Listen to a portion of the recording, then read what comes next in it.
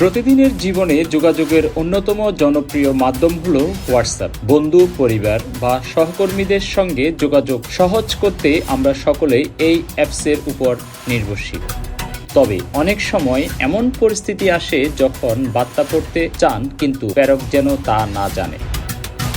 হোয়াটসঅ্যাপে বার্তা পড়লে যে নীল ব্লু টিক দেখা যায় সেটি অনেক সময় বিপদ ডেকে আনে।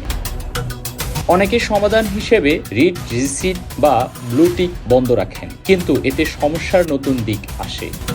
আপনিও জানবেন না বার্তা পাঠক করছে কি না। প্রতিবার সেটিং চালু বন্ধ করাও একটা ঝামেলার ব্যাপার। তবে এটি সহজ কৌশল রয়েছে যার মাধ্যমে হোয়াটসঅ্যাপ না খুলেই বার্তা পড়া সম্ভব, তা ব্লু টিকও দেখা যাবে না। এর জন্য প্রয়োজন কেবল হোয়াটসঅ্যাপের ইউজেট হোম স্ক্রিনে ইউজেট যুক্ত করলেই নতুন মেসেজ দেখা যাবে অ্যাপ না খুলেই। তবে কিভাবে করবেন?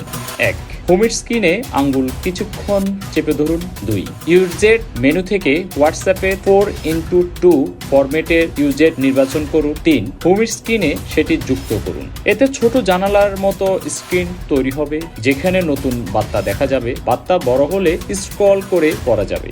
সবচেয়ে বড় সুবিধা, বার্তা পড়লেও ব্লু টিক দেখা যাবে না। ব্যক্তিগত গোপনীয়তায় রক্ষা করতে বা বারবার সেটিং পরিবর্তন করতে যারা বিরক্ত তাদের জন্য এটি নিঃসন্দেহে স্মার্ট সমাধান।